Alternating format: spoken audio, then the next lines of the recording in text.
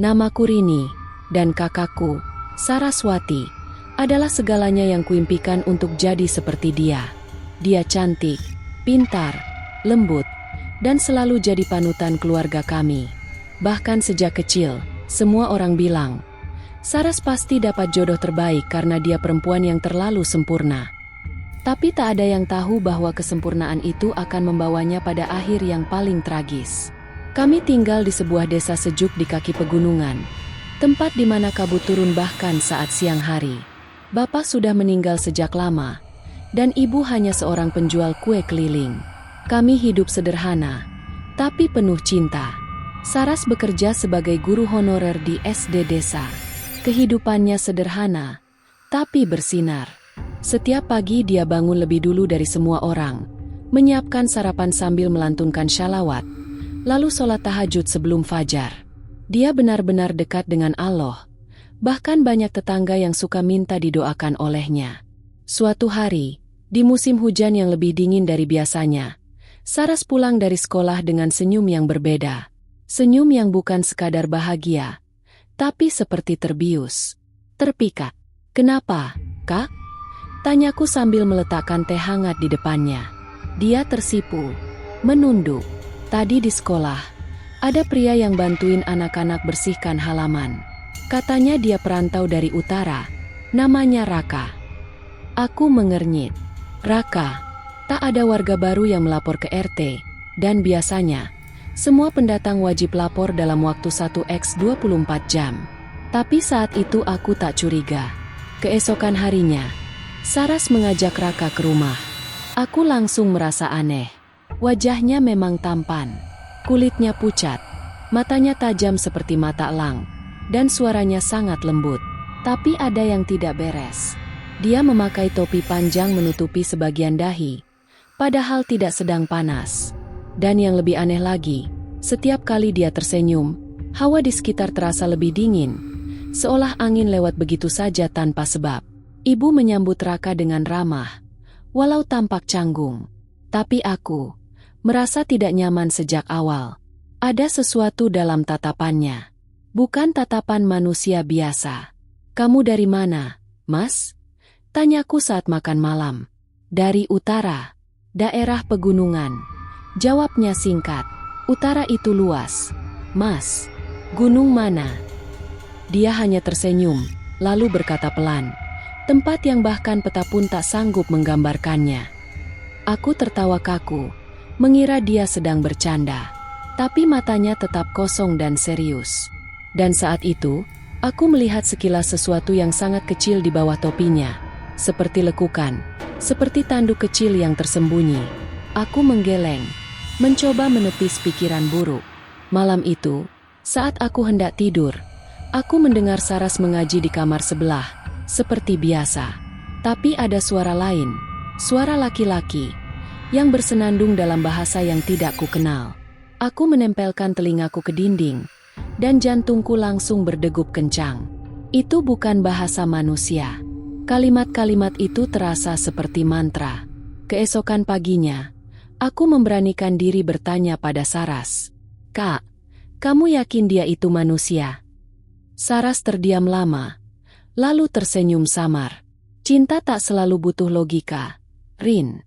Kadang, Allah memberi rasa pada tempat yang tak kita mengerti. Tapi, benarkah rasa itu datang dari Allah? Atau dari sesuatu yang jauh lebih gelap?" Hanya berselang 2 minggu sejak pertemuan pertama mereka, Saras mengatakan sesuatu yang membuat mulutku terbuka tak percaya. "Aku mau menikah dengan Raka," ucapnya lirih sambil menunduk di ruang tamu. Ibu yang sedang menyetrika langsung menghentikan gerak tangannya. "Menikah? Baru 2 minggu kenal, Sar." Dia laki-laki baik, sholatnya rajin, sopan, dan setiap malam selalu membimbingku mengaji. Jawab Saras tenang, tapi matanya tak benar-benar bersinar seperti dulu. Ada sesuatu yang hampa di balik senyumnya. Aku berdiri dari kursi, menahan emosi. "Kak, kita bahkan gak tahu latar belakang dia dari mana, keluarganya siapa, kerja apa, dan dia aneh." "Cukup, Rini. Potong Saras dengan suara tegas yang tak pernah sebelumnya ku dengar darinya. Aku sudah istiharah. Allah membimbingku. Aku tidak bisa menjawab. Tapi di dalam hati, aku tahu, itu bukan bimbingan dari Allah. Itu kendali. Lamaran dilakukan dengan cepat.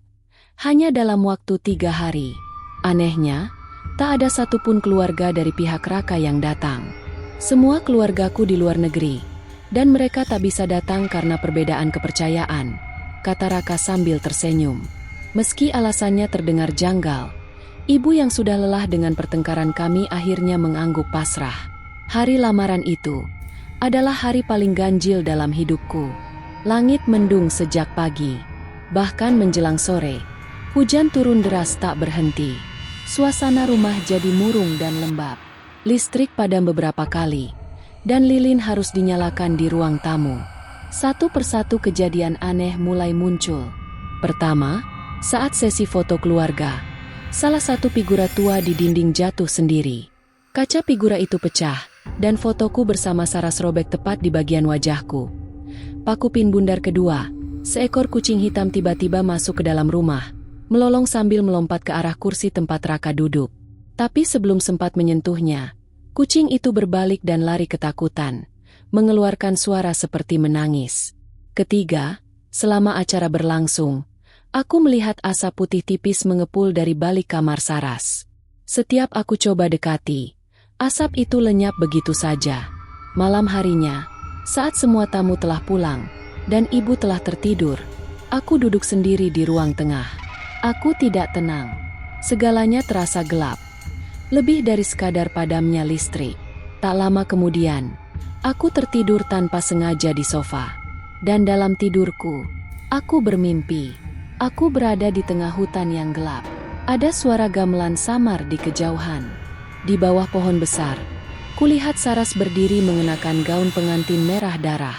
Di depannya, sosok Raka berdiri, bertanduk, bermata merah, dan lidah panjang menjulur menjilat udara. Aku akan jadi ratu di alamnya, kata Saras dalam mimpi itu, dengan suara seperti bergema dari dua arah. Aku terbangun dengan tubuh basah oleh keringat dingin. Nafasku tersengal, dan suara adzan subuh menggema pelan dari masjid dekat rumah. Kukira semuanya akan baik-baik saja setelah lamaran. Tapi mimpi itu hanyalah pintu pertama menuju petaka yang lebih besar. Pernikahan itu terasa seperti mimpi buruk yang diselimuti tabir putih.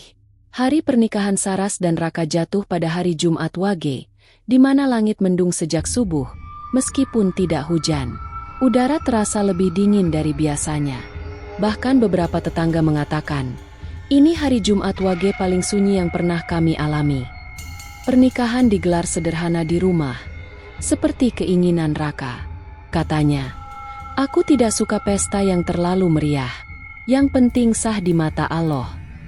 Tapi dari awal acara, banyak tamu yang sudah gelisah. Beberapa orang tua di desa sempat batuk tiba-tiba dan keluar darah dari mulut. Lalu buru-buru pulang. Seorang anak kecil pingsan dan menangis keras begitu melihat wajah Raka. Suasana berubah menjadi hening, seolah dunia sedang menyaksikan sebuah kesalahan besar terjadi. Akad nikah dimulai. Pak Penghulu membacakan ijab kabul dengan suara agak bergetar. Entah karena grogi atau karena sesuatu yang tak kasat mata. Dan ketika Raka menjawab, sah, sebuah suara geraman terdengar samar dari atap rumah. Beberapa tamu mendongak, tapi tak melihat apa-apa. Kemudian lampu padam sesaat, padahal siang hari. Dalam gelap itu, aku mendengar suara seperti kuku menggores kayu. Pelan, menyusup ke sumsum tulang. Aku menatap Saras. Dia tersenyum, tapi senyum itu dingin, dan matanya kosong. Seolah tubuhnya hanya wadah. Seolah jiwanya sedang di tempat lain. Malamnya, keluarga besar kami pulang dengan wajah bingung. Bahkan ibu pun tampak seperti orang linglung. Entah kenapa, Rini, ibu merasa seperti bukan baru saja menikahkan anak, tapi seperti mengantar jenazah ke liang kubur, katanya pelan sambil menangis. Aku menghabiskan malam itu di kamar, tak bisa tidur. Pikiranku terus kembali ke sosok Raka. Dan apa yang kulihat dalam mimpi beberapa malam sebelumnya. Pukul 2 dini hari, aku mendengar suara pintu kamar Saras terbuka. Aku mengintip dari celah jendela. Raka berdiri di depan cermin, tanpa mengenakan topi. Dan untuk pertama kalinya, aku melihatnya dengan jelas. Di dahinya tumbuh sepasang tanduk kecil, melengkung seperti milik kambing jantan. Matanya merah menyala, dan tubuhnya seperti tidak padat. Seperti asap yang membentuk wujud. Dia tertawa, lirih, lalu berkata ke arah cermin. 1 jiwa telah kuikat. Tinggal 2 malam sebelum sepenuhnya menjadi milikku. Aku jatuh terduduk. Tanganku gemetar. Kakakku telah menikahi makhluk dari alam lain. Keesokan paginya, Saras mulai berubah.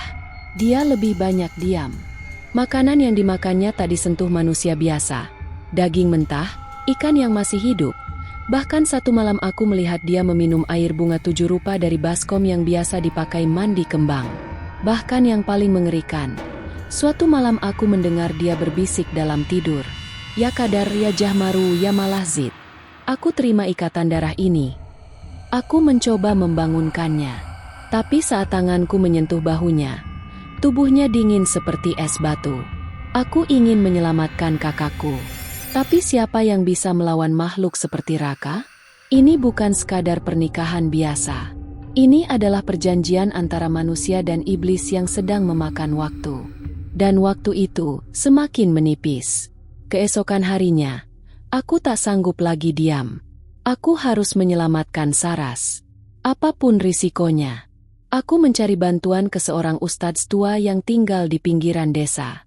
Namanya Ustadz Mahrus. Dikenal sebagai orang soleh dan ahli ruqyah.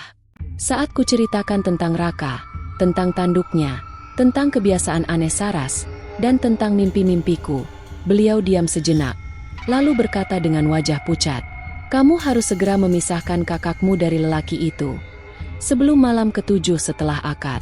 Kalau tidak, ruhnya tak akan kembali ke tubuh. Ia akan menjadi bagian dari alam jin selama-lamanya." Aku menahan napas. Malam ke-7, itu berarti besok malam. Tanpa buang waktu, aku mengajak Ustadz Mahrus datang ke rumah malam itu juga. Saat kami tiba, rumah gelap gulita. Lampu tak menyala. Seperti rumah kosong. Tapi dari dalam, terdengar suara Saras, tertawa lirih. Tapi bukan tawa bahagia. Tawa yang berat, serak, seperti dari kerongkongan makhluk lain. Kami masuk perlahan.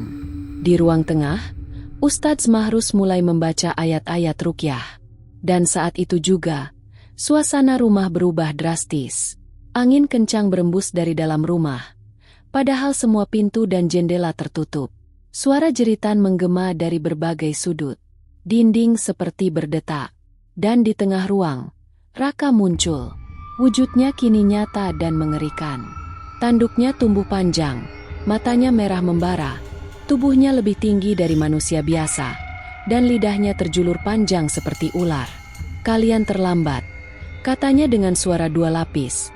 "Manusia dan bukan manusia. Dia sudah milikku. Tubuhnya mungkin di sini, tapi jiwanya sudah di bawah perjanjian darah."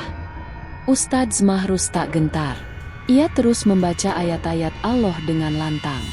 Ayat kursi, surat Al-Falaq, An-Naas, dan Yasin menggema memenuhi rumah.